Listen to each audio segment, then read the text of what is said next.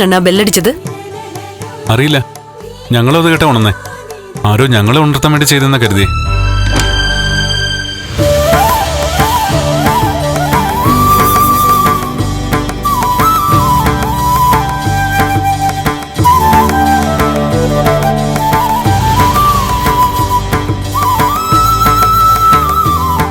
ഇതാരാ ഇവിടെ കൊണ്ടുവച്ചേ?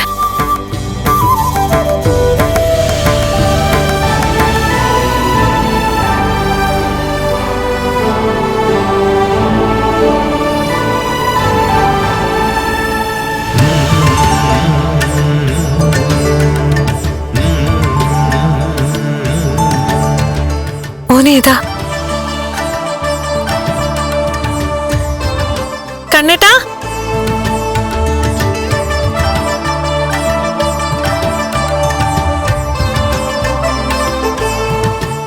കൂടെ ആരാ വന്നേ?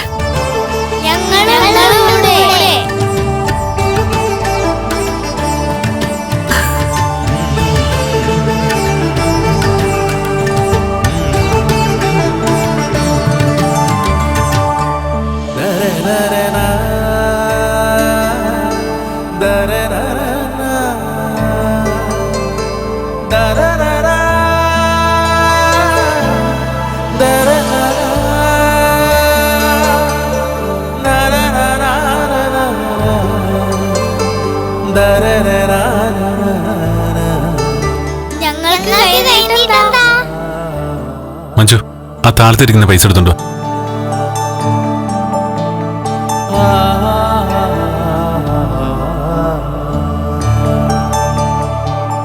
ഉണ്ണിക്കണ്ണന്മാര് അസലായിട്ടുണ്ടല്ലേ. ഇങ്ങനൊരു വിഷുക്കണി ഞാൻ ആദ്യമായിട്ടാ കാണുന്നേ. ഞാനും. എടോ, താൻ തന്നെ എല്ലാവർക്കും വിഷു കൈനീട്ടം കൊടുക്ക.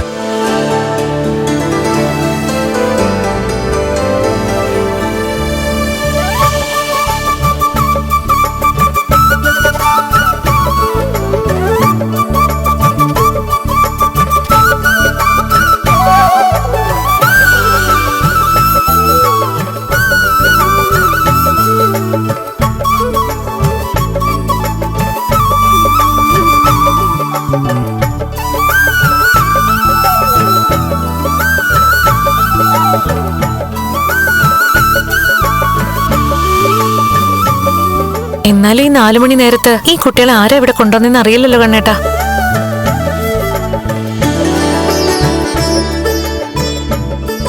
ഞങ്ങളാണേ.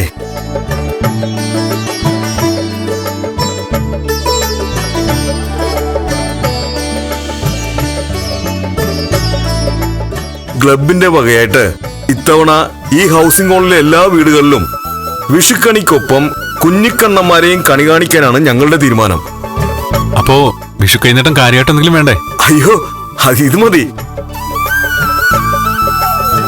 ഇനി ഒരുപാട് വീടുകളിൽ കൂടി പോവാനുള്ളതാ. സുല്ലേ, വിഷുക്കണി എടുത്തോളൂ. ശരി.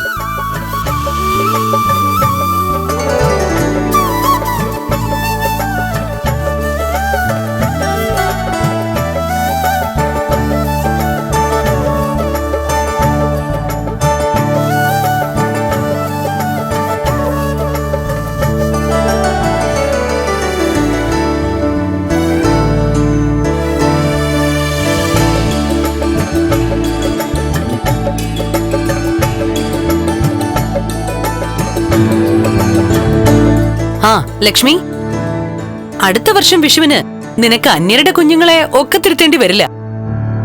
സ്വന്തം അനിയത്തിയുടെ കുഞ്ഞിനെ അണിയിച്ചൊരുക്കിയിട്ട് അതിനെ അടക്കി പിടിക്കാം.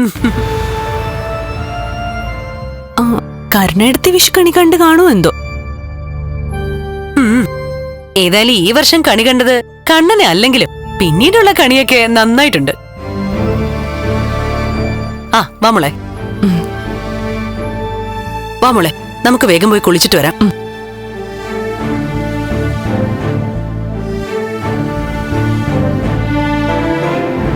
വിഷുവായിട്ട് ചെറുതായിട്ട് വേദനിച്ചോ അല്ലേ? അങ്ങനൊന്നുമില്ല. ഇതുപോലുള്ള വിഷുക്കണിയൊക്കെ ഒരുക്കുന്ന ഏർപ്പാട് വടക്കൻ കേരളത്തിലുള്ളതായി കേട്ടിട്ടുണ്ട്. പക്ഷെ നമ്മുടെ ഈ തെക്കോട്ട് അത് പതിവില്ല.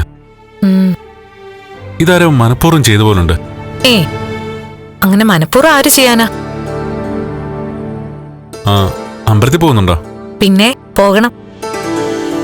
അതിനു മുമ്പ് കുളിയൊക്കെ കഴിഞ്ഞ് നേരം പുലരുന്നതിന് മുമ്പ് പൂത്തിരിയും മത്താപ്പും ഒക്കെ കത്തിക്കണ്ടേ? പിന്നെ വേണ്ടേ? എന്റെ ഭാര്യ എന്റെ ജീവിതത്തിന്റെ ഭാഗമായിട്ട് വന്ന ആദ്യത്തെ വിഷുവല്ലേ. അതിന് അതിൻ്റെതായ ബഹുമാനം കൊടുക്കണം. എന്നാ പിന്നെ പെട്ടെന്ന് കുളി കഴിഞ്ഞ് വരാം. ഉം.